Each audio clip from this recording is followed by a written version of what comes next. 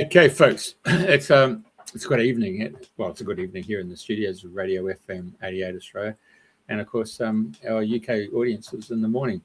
So it's currently 9 o'clock, just over there in the morning, and without further ado, I'm going to hand it over to a co-host, Piti Pauline. It's a good morning to you, Piti.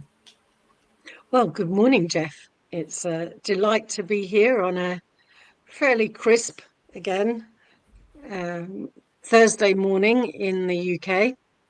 And I have today with me Patricia Horsman, who is living near in Sussex, near Gatwick Airport. And she has a tremendous history of taking children to Lourdes on a pilgrimage. So I would like to say hello and good morning, Patricia. How are you today? Hello and good morning, Pauline, or should I call you Piti? Which one would you prefer? Either is fine. Oh, either, that's fine. Yeah, yes, good morning. And I too am living, as you said, in West Sussex, not very far at all from Gatwick Airport. In fact, it's a mile, and our house is parallel to the runway. And so we get to watch people flying off in all sorts of directions, which is really nice. And I like to sit in the garden watching the planes take off and pondering as to where they're going and what they're doing and why they're doing it and who they're with and all sorts of things. But it's nice to sit and to watch them taking off. Very odd thing to do. I enjoy it. I like doing it. And yes, presumably at some point you're going to get on a plane and go to Lourdes. How do you get there? Well, I will get on a plane, but sadly not from Gatwick, because after many years, the flights from Gatwick to Lourdes were changed or got rid of, and now we have to go to London Stansted to fly to Lourdes direct from there. But you can fly there from Manchester or Birmingham or other airports all around the place. But for London and here, it's Stansted to Lourdes, and a very early morning flight, to say too. All right then, so pretty amount of dedication in order just to get there in the first instance. Well, so, yes. Tell us, how did your connection with Lourdes come to pass? I read in your biography that quite some time ago, your first encounter had quite an immense impact on your life. Can you tell us a little bit about that? Yes, definitely. I mean, I first encountered the idea of going to Lourdes because at school you never really learnt about places like that. It was all Catholic catechism and all the rest of it. But when I finished school and went to college at that time, I went to a place called St Mary's College, as it was then, in Strawberry Hill in Twickenham, which was run by a group of Vincentian Fathers, the Congregation of Mission Fathers. So it was a Catholic college, small. It only had a couple of thousand students. And when I was there in my first year in 1980, there was a very inspiring chaplain there called Father Perry Day, who was one of the Vincentian Fathers.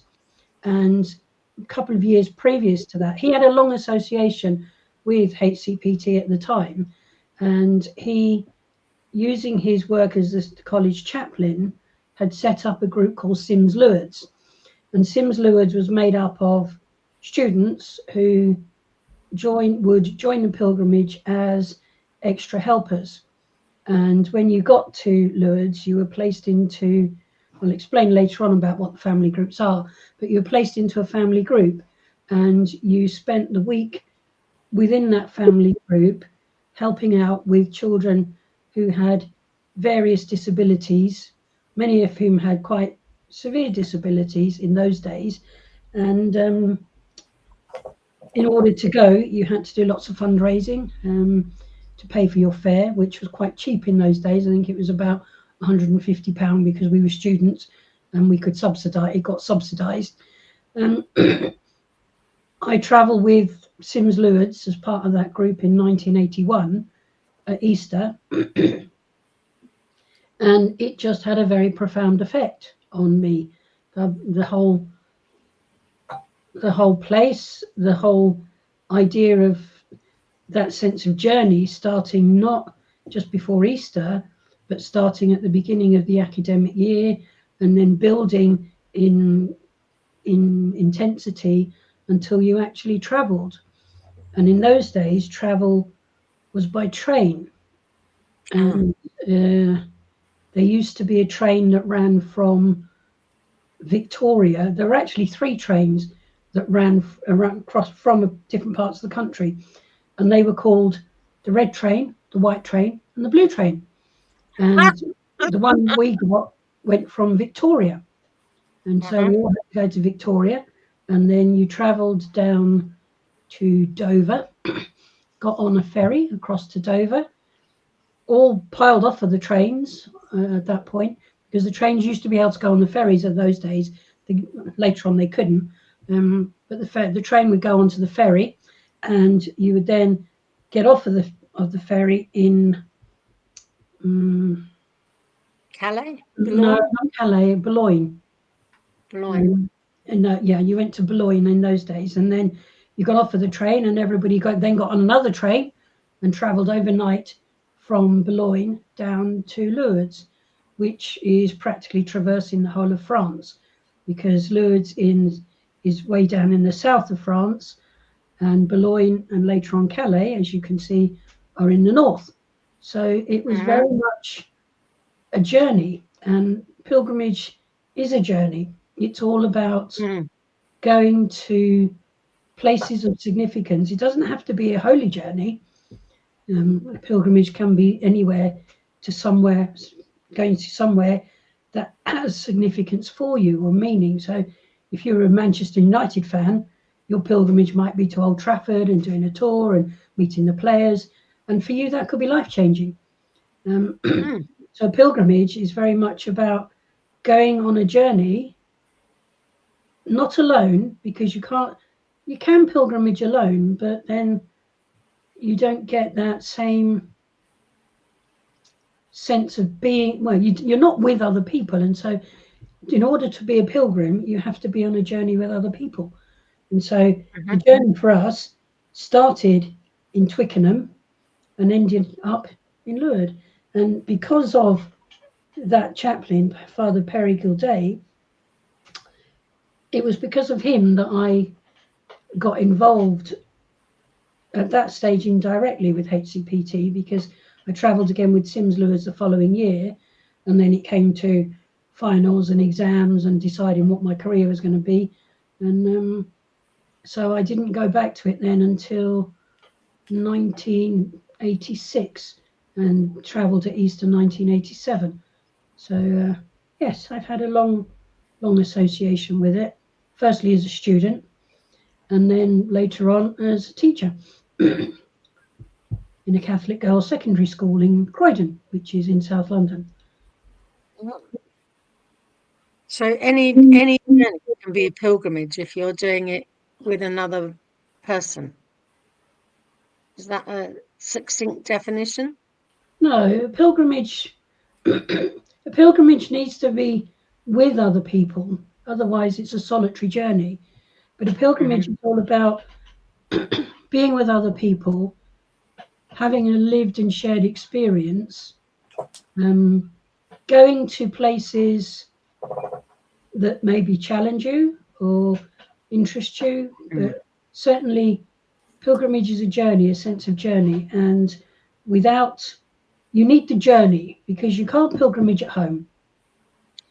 I can't go on a pilgrimage into Crawley, because you have to leave home and go to another place.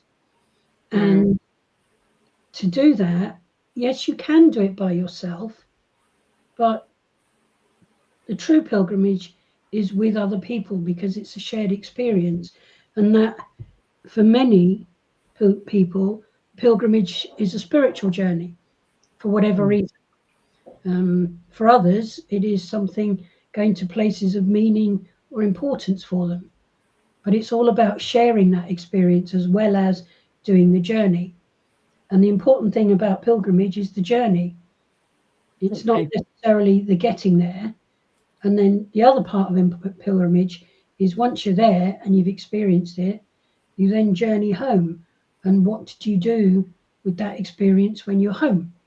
So pilgrimage is about transforming lives, changing lives, be it your own or somebody else's, in my opinion.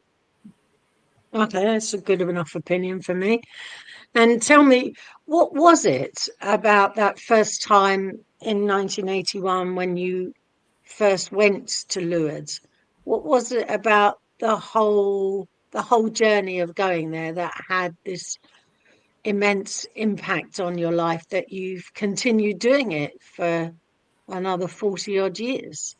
That's a really good question, because obviously 1981 was a long time ago, but it was the sense of being part of something bigger than yourself.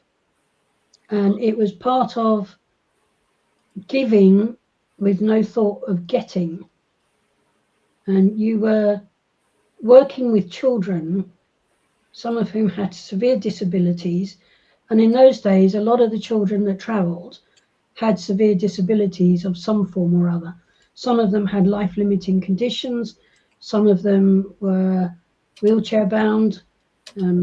Some of them couldn't communicate. But they were brought to this place by this organisation at that time called HCPT, which stood in the 1980s for Handicapped Children's Pilgrimage Trust. And it was about taking children to Lourdes for a pilgrimage holiday. So they were going to Lourdes, which is primarily a Catholic shrine, and it was a Catholic charity in those days. Now it's much broader and a Christian-based charity with its Catholic foundation. But it was that sense of going to be with people who wanted to give, to help, and to have fun, but in a spiritual way, because there's two sides to the going to Lourdes with the HCPT. One is the spiritual side, and that is a very, very important part of the pilgrimage, which underpins it. And the second part was taking children on holiday. So it was a mixture of the two things. And it was being surrounded by people who paid for the privilege of going to a foreign country. You know, in 1980s, I don't know how much people travelled in the 1980s, but it was the first time I'd ever been anywhere apart from Ireland. And it was, oh no, that's not quite true. It's first time by myself going to somewhere apart from Ireland. And it was that sense of you were all there with a shared purpose to help these children in a different country having a holiday that with Mary is what they used to call it, going on holiday with Mary and having fun, and also having that very profound spiritual experience. And I don't know, it just touched me in some way or other.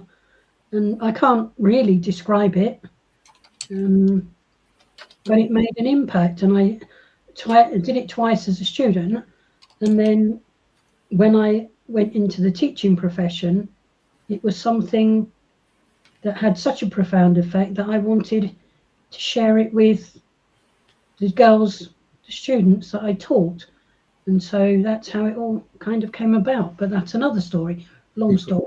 Yeah. So how did that come about? How did the girls in the sixth form, was it that how did they receive it? Did the idea come from them, or did you present it to them? What was it that, because that must have been a blooming effect from that point on to set something up that had a lasting effect for 40 odd years. Well, it did, yes. I mean, the way it came about was there was the head teacher at the school at the time was a lady called Margaret Dolan. How was it? Sister Mary Gabriel. One of the two of them. I think it was Sister Mary Gabriel. And I spoke to her about this. I was a very young teacher in those days, you know, young, enthusiastic. And I had been so touched by this experience as an 18-year-old, 19-year-old, that I wanted other people to have that experience as well. I wanted them to share in that experience. And it was a leap of faith, really, because I went to, I have to say, I can't quite remember which the head teacher was, but I went to the head teacher. She was either one of the sisters, Sister Mary Gabriel, or it was Margaret Dolan. And Margaret Dolan herself had a profound impact on me because of the nature of the woman that she was. She was a wonderful woman, you know, very humble, very quiet, but incredibly supportive. And she supported me throughout the time afterwards until she eventually died. So anyway, going back to it, I went to talk to the head teacher about what I'd done as a student, and she thought it was a good idea. And that was in probably 1986 and early 1986, so in the academic year, which here runs from September.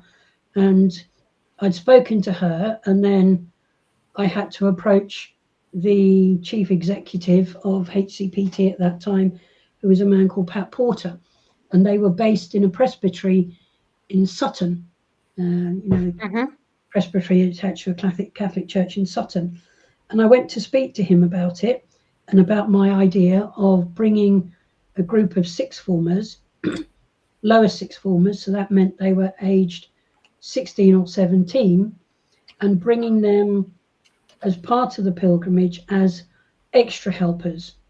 Because of their age, they were too young to have responsibility for looking after a child, but they could be placed in a group and assist with that group. Now, that was the experience that I had as a student, was that when you traveled, you were placed into one of these family groups and you spent the week there with the group, living in the hotel, sharing in everything that they did. And I wanted the girls to have a similar, they couldn't have the same experience because they weren't old enough, but to have a similar experience of being placed into a group and spending the working hours, if you like, but working hours were really from 7 until 10 at night for them. Yeah. And spending all that time with these groups and the children, helping in any way they could. And in those days, that could have included not intimate care, but assisting with some personal care, like helping wash faces and hands, and accompanying children to the toilet, but not being in the toilet with them. That kind of, I don't know, it's a bit of a weird thing to say, but it was that kind of being part of their care, but not at a very intimate level. Again, because they weren't old enough to do that. And with those girls, I think it was 6 or 8 girls I took at the time, the first group, seeing them going from shy, scared young women to, by the end of the week, being more confident, more moved, driven, I don't know what the word would be, but changed. And it was so the experience. Changed by the experience, because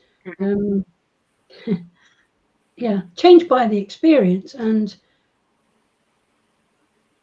I don't know, it excited me, it moved me, it made me want to do it again and again and again and again and again and again.